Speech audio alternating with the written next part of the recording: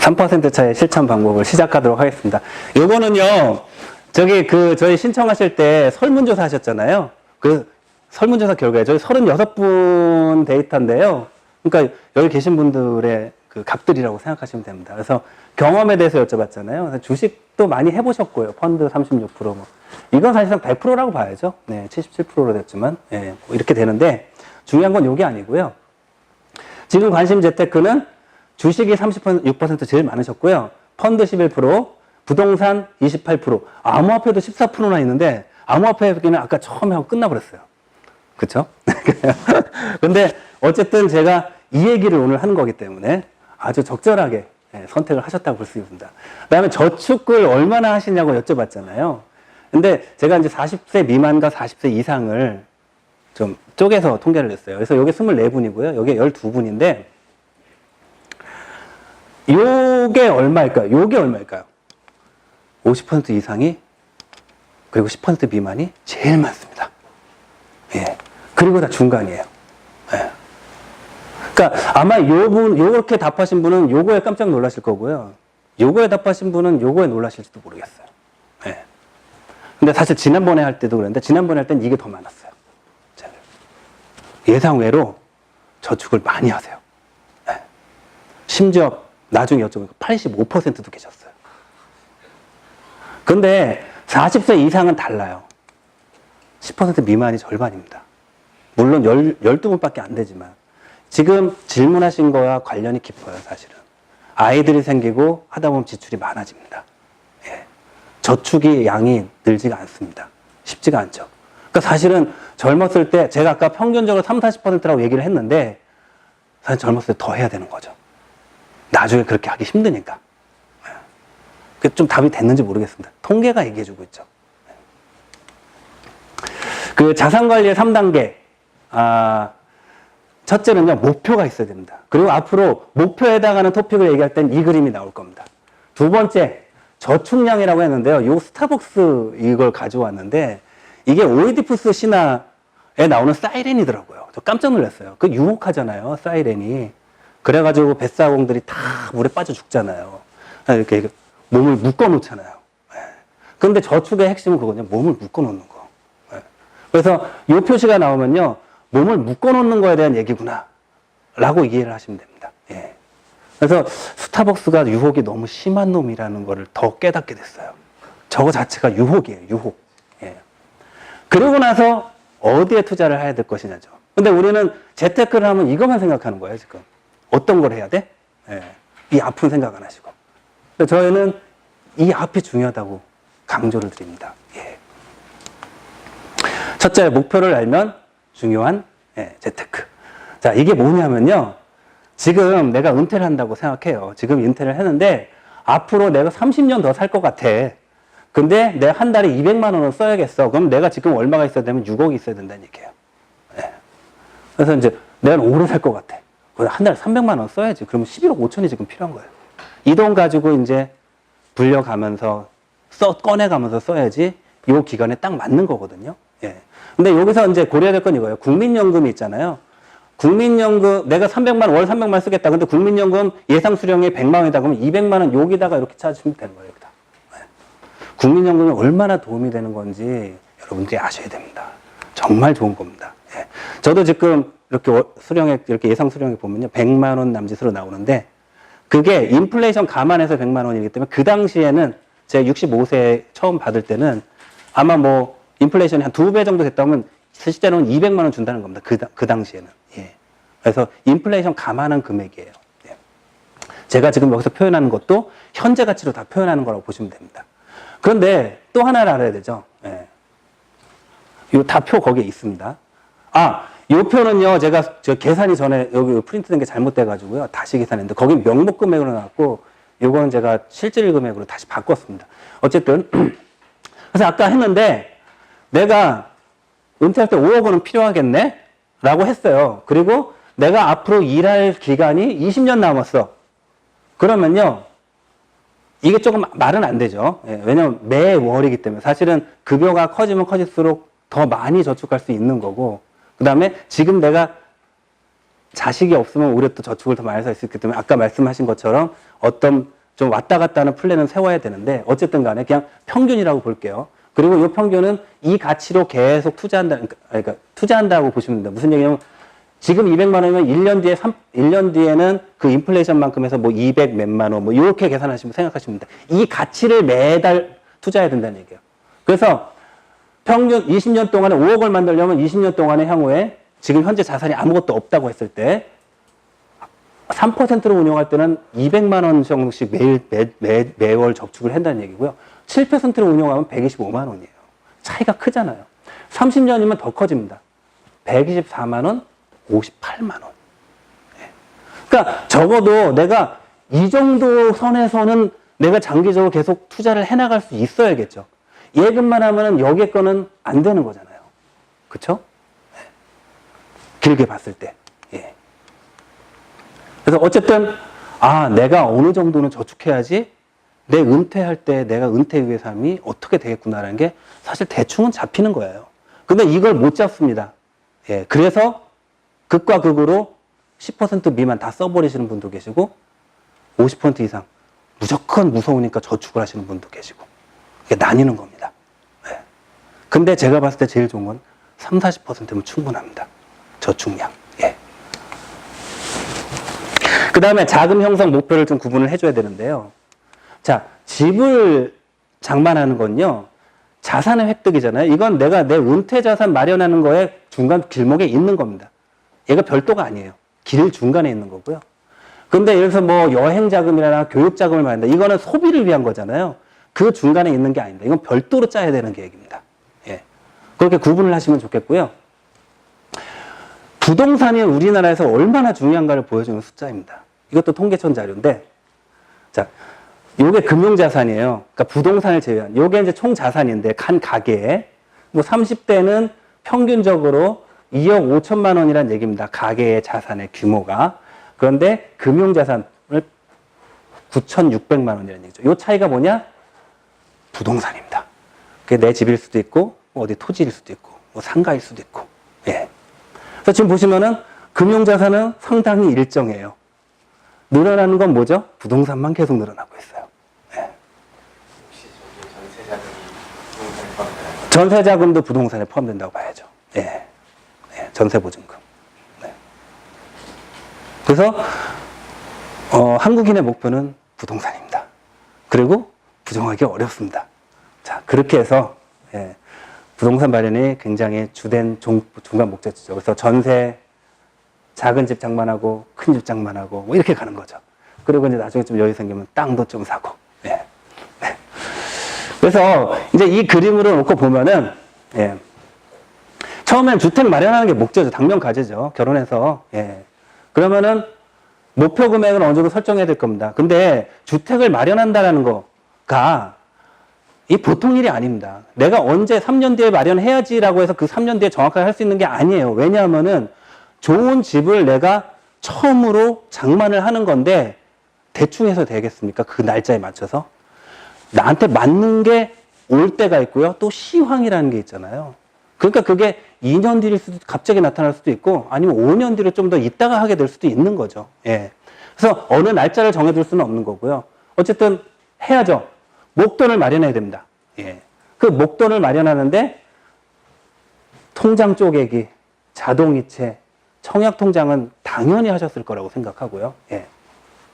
금액이 얼마 정도는 있어야지 내가 하는지, 그 다음에 얼마나 내가 빚을 낼 건지, 이런 그림은 다 있어야죠. 그쵸?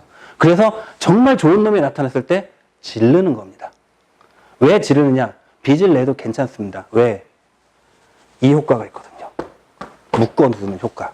자, 먼저 집을 산 다음에 대출을 갚는 것나 내가 계속 저축을 한 뒤에 집을 사나 매월 불입하는 건 매 한 가지죠.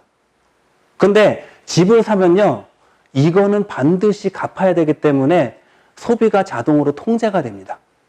근데 내가 의지 있게 집을 장만해서 계속 저축해야지라고 했는데 나 여행 좀 한번 갔다 와야지. 뭐 하든. 이왕 갈 거면 좀 세게 갔다 오지 뭐. 왜? 돈이 있으면 그렇게 되거든요. 그러니까 잡아놓기가 진짜 힘들어요, 사실은. 그래서 우리나라에서 부동산을 대출을 끼고 부동산 투자하는 거가 나쁜 건 아닙니다. 그것도 일종의 저축입니다. 예. 그래서 그걸 다 해소했을 때 나는 내 집이라는 엄청난 자산을 하나 일단 갖고 있는 거잖아요. 그리고 또 돈을 모아가는 거죠. 예. 그래서 젊은 시절에 장기로 묶이는 저축 상품을 하는 건 사실 적절하지 않습니다. 저축보험 이런 거 많이 하시잖아요. 주변에서 꼬드겨가지고 아무 생각 없이. 예. 사실은 적절하지 않습니다. 왜냐하면 그 돈을 집 사는데 넣었어야 되는데 못 넣거든요. 그쵸?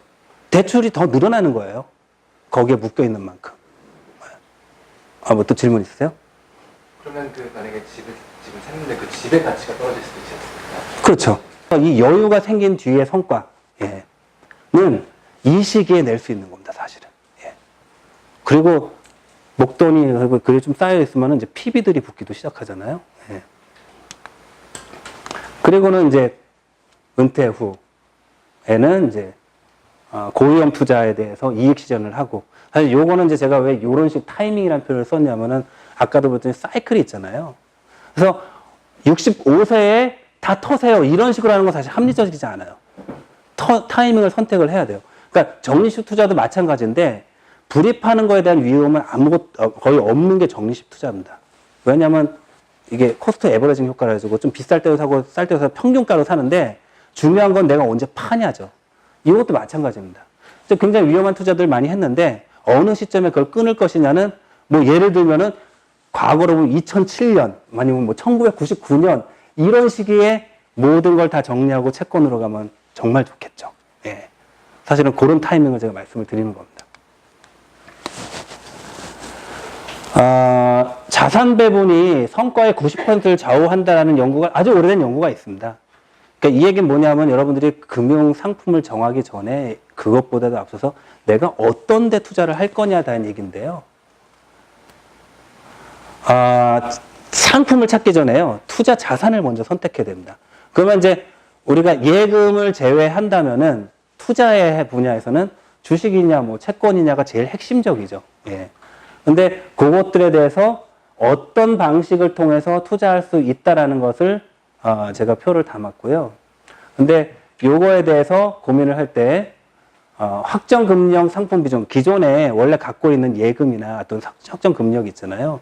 그것과 그다음에 내가 새로 투자하고자 하는 금액의 비중을 결정하는 게 여러분들이 하는 자산 배분이라는 거예요. 그냥 내가 번 돈을 무조건 어디다 넣느냐가 아니라 그걸 예금은 몇 퍼센트를 하고 그다음에 주식은 몇 퍼센트를 하고 채권형 펀드는 또 몇 퍼센트를 하고 아니면 이걸 다 혼합해가지고 섞인 걸 가지고 얼마를 하고 이런 식의 의사결정을 결정하는 게 첫 번째라는 얘기죠.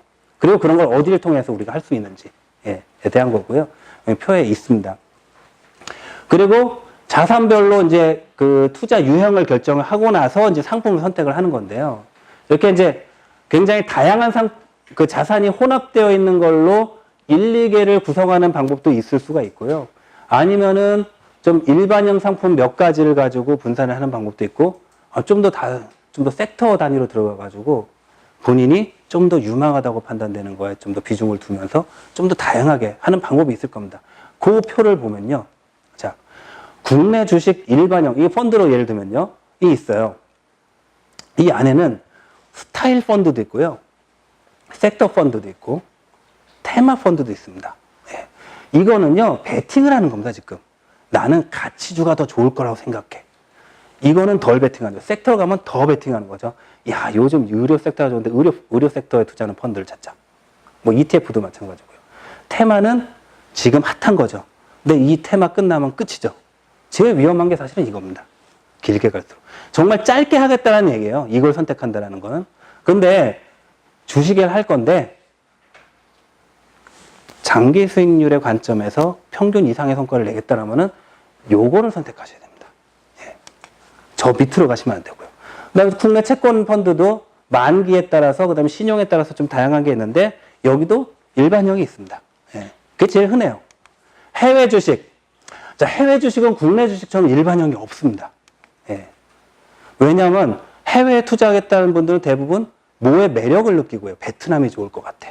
중국이 좋을 것 같아. 요즘 일본이 괜찮대. 뭐 이런 식이잖아요. 그러니까 지역이나 국가, 섹터 펀드도 있는데요. ETF 중에는. 근데 주로 미국 섹터예요. 예. 이런 데 하죠. 그래서 해외 주식에 지금 나와 있는 상품들은 잘 블렌딩 된 거는 사실상 찾기가 힘듭니다. 예. 그렇고요. 채권도 글로벌형 이제 만기 신용에 따라서 이제 존재가 하죠. 그리고 요거를 국내 주식하고 채권을 섞어가지고 혼합형이 있어요. 혼합형이. 예. 그래서 채권이 섞인 정도에 따라서 이제 채권 혼합형, 채권이 많으면 주식이 좀 더 많으면 주식 혼합형 뭐 이런 것들이 있죠. 거기에서 요거를 섞어가지고 하나를 선택해서 투자하실 수도 있고요. 그 다음에 절대 수익 추구형이라고 해가지고 채권을 주로 해가지고 거기다가 공모주를 집어넣는 공모주 하이힐드 펀드. 사실은 제가 봤을 때 가장 좋았던 그 지난 한 20년 동안 제일 좋았던 게 저겁니다. 그리고요, 요즘은 사모펀드도 많이 생겼지만 이게 롱숏을 해가지고 주식을 사고 공매도 해가지고 뉴트럴한 그 주식시장이 뉴트럴한 거라서 절대 수익을 내겠다는 이제 그런 것도 존재합니다. 그래서 저런 절대 수익 추구형이 있고요. 그리고 그 바깥으로 보면은 이러한 자산들을 잘 밸런스를 맞춰가지고 그러니까 위험을 좀 최소화하고 우상향하는, 예, 그런 거를 추구하는 자산의 배분형의 상품이 있습니다. 근데 저런 건 펀드에서는 사실 찾기가 좀 쉽지는 않습니다. 그래서 이 그림을 생각하시고 내가 과연 어떤 걸 선택해가지고 내 투자 자산 포트폴리오로 담을 것이냐. 그러니까 예금 적금과 별도로. 예, 그걸 생각하셔야 돼요. 뭐 기존에 내가 뭐 변액보험을 들었다거나 뭐 이럴 때도 그 변액보험의 상품을 선택해야 되잖아요. 그걸 선택할 때도 이런 기준으로 선택을 하셔야 되는 겁니다. 예. 자, 이렇게 해서 끝났다. 그러면 이제 어디 가서 하느냐에 대한 얘기입니다. 예. 그래서 여기에 펀드도 있고, 일임도 있고, 신탁도 있고, 자문도 있고, 그게 어디에서 하는 건지, 예. 그리고 그 고객 접점이 있는지 없는지에 대한 걸 표를 정리해 놨는데, 요거는 자료를 참고하시고, 나중에 선택할 때 하시면 될 것 같고요. 제가, 그러니까 이제 제가 어떤 자산에 투자할 때, 내가 국내 주식에 좀 투자를 해야겠다. 내가 버는 돈의 한 20%는 국내 주식에 투자를 해야지. 라고 했어요. 그럼 이제 어떻게 투자하느냐? 제일 여러분들이 흔한 게 펀드잖아요. 할 수 있는 게. 그래서 그거에 대해서 제가 준비를 했습니다. 좋은 펀드 선택하는 법. 일단 펀드를 선택할 때 좀 고민을 하거나 좀 사전 지식으로 아셔야 될 게 있는데, 이게 액티브 펀드, 인덱스 펀드 이런 표현이 있어요. 그러니까 액티브 펀드는요, 매니저가 되게 열심히 해가지고 벤치마크 수익률, 그러니까 국내 주식에 투자한다면 코스피죠. 평균 수익률, 코스피보다 좋은 성과를 내겠다라는 게 이제 액티브 펀드예요. 근데 인덱스 펀드는 코스피 200 지수를 추종을 하겠다라는 거죠. 어떤 게 비용이 많이 들까요? 액티브가 훨씬 많이 듭니다. 왜냐면 리서치하고 뭐 하는데 엄청난 많은 비용이 들거든요. 그래서 비용이 이게 훨씬 비싸요. 요거는 보통 한 지점에서 하시면 한 총 보수가 1년 한 3%, 그러니까 2%가 넘어가요. 요건 1%, 근데 이제 우리나라 판매 구조상 좀 이것도 그렇게 싸진 않은데, 어쨌든, 그런 게 있는데요. 저에게 제가 왜 하냐면은, 사실 이런 질문을 해야 돼요. 우수한 펀드 매니저는 꾸준히 저 평균 이상의 성과를 낼 수가 있겠느냐. 누군가는 잘해가지고 항상 좋은 성과를 내는, 운용하는 사람이 있다에 대해서 난 동의하느냐, 동의하지 않느냐에 대한 얘기예요. 근데 이 얘기에 대한 걸 제가 밑에다가 연구를 좀 했는데, 미국에서는 벵가드라는 회사가, 아주 큰 회사가 있는데요. 벵가드가 아니다. 해보니까 없더라. 그거에서 제일 대표적인 게 이 논문인데, 1986년 논문이던가요? 95년 논문이네. 예. 지금 보면은 70년대 미국의 뮤추얼 펀드 성과를 봤더니 S&P 500보다 성과가 평균적으로 좋았더라예요. 근데 80년대에는 S&P 500보다 낫다라는 얘기예요. 평균적으로 성과가. 근데 사실 어떻게 보면 이게 정상인 거죠. 왜냐면 비용 빼면 이게 더 떨어지는 게 정상이죠. 얘는 비용이 없는 거니까, 어떻게 보면은. 예. 그래서 저렇게 됐는데, 저는 요 자료를 보고서, 저게 의미가 있다라고 생각을 했어요. 왜냐하면은, 70년대까지는 기관 투자자 비중이 크지가 않았어요. 미국 시장에서도. 미국 시장에서. 개인이 많았죠. 여러분 아시죠? 개인들은 잘못된 선택을 할 확률이 되게 높아요. 기관들은 보다 리스크 관리를 하면서 하기 때문에, 보다 안전하게 투자를 하거든요. 어쨌든 간에 개인보다는 안전하게 투자해요. 여러분들이 어떻게 인식하실지 모르겠지만 그 안전하게 투자하기 때문에 이 사람들이 지고 여기가 이기는 거예요. 그건 제 결론이지만 뭐 객관적인 결론은 아니에요. 그런데 80년대 이후에 기관 투자자 비중이 되게 커진 거예요. 그러니까 개인과 기관 투자자의 경쟁에서 기관이 이긴 건데 기관 투자자들의 경쟁이 되면서 평균이 낮아진 거라고 볼 수가 있습니다. 저는 이렇게 개인적으로 해석을 하고 있습니다. 예. 그러니까 이제 전문가끼리 경쟁을 하게 된 거죠. 근데 이 전문가끼리 경쟁을 하게 된 가장 큰 원인은 연기금이 제도가 엄청나게 확대돼서예요. 그러니까 옛날에 우리 부모님 세대는요, 자기 스스로 저축을 해야 됐잖아요. 근데 지금은요, 우리는 국민연금에서 9% 대신 투자해주죠. 퇴직연금에서 또 해주죠. 그러면서 가잖아요. 그래서 어떻게 보면 내가 직접 투자할 게 적어졌어요. 예. 그래서 기관 투자자들이 저쪽에서 대신해주고 있거든요. 예. 그 규모가 커진 거예요. 그게 지금 점점 더 커지고 있어요. 예. 어쨌든 그런 걸로 봤을 때 이렇게 되는 거고요. 그 다음에 두 번째, 사실 이것도 되게 어려운 문제예요. 그래, 잘하는 매니저가 있을 거야. 근데 난 그 매니저를 내가 고를 수가 있느냐. 이거 주식 고르는 거나 잘하는 펀드 매니저 고르는 거나 똑같이 비슷하게 어렵게 느껴지지 않으세요? 어떤 펀드가 더 좋은 건지. 예. 과거 수익률이 좋았다고 미래 수익률이 좋을까요? 최근 수익률이 좋은 것만 올라와요. 근데 최근 수익률이 좋은 건 아까 이런 그래프에서 이런 시점에 해당하는 것들을 올려주는 거거든요. 그 다음에 이런 게 생길지 몰라요. 그럴 가능성이 사실은 더 높아요. 거기다 최근 수익률이 올라온 건 뭐예요? 주로 섹터 펀드입니다. 예. 일반형 펀드가 아니고요. 꾸준한 펀드가 아니에요. 그런데 그 수익률 좋다는 것 때문에 그 섹터 펀드, 테마 펀드에 투자를 하시죠. 그리고는 이제 1년 뒤 후회를 하시죠. 예. 그 시기가 끝나가니까. 예. 그리고 ETF라는 게 있습니다. ETF는요, 펀드를요, 상장시킨 거예요. 주식처럼.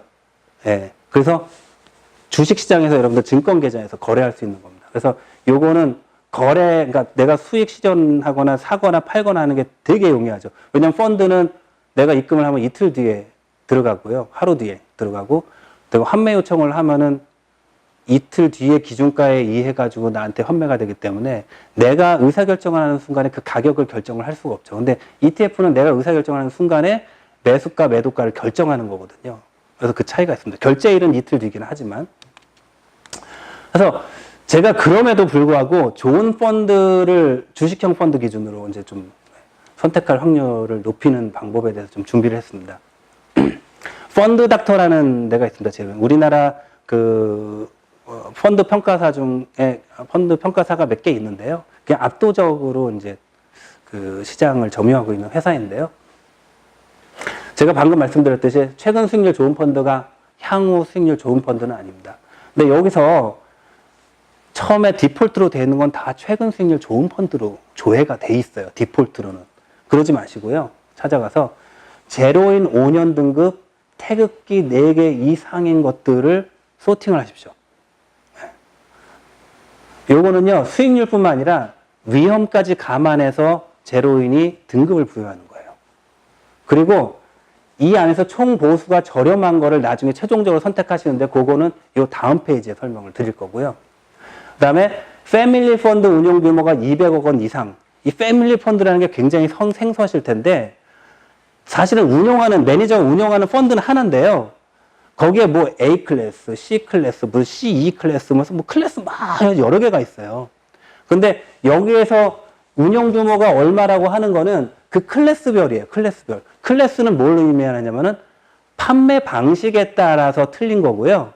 사실은 그건 다 판매 방식에 따라서 틀린 거지만 그놈은 다 하나의 펀드에서 동일하게 운영이 되고 있어요. 네. 그 하나의 요 클래스들의 총합 펀드를 패밀리 펀드라고 그래요. 근데 조회를 해보면요. 이 펀드는 규모가 얼마인데 패밀리 펀드는 얼마다라고 나와요. 그 패밀리 펀드 운용 규모로 봐야 돼요. 그러니까 이 펀드는 1억짜리라도 패밀리 펀드가 500억이면요.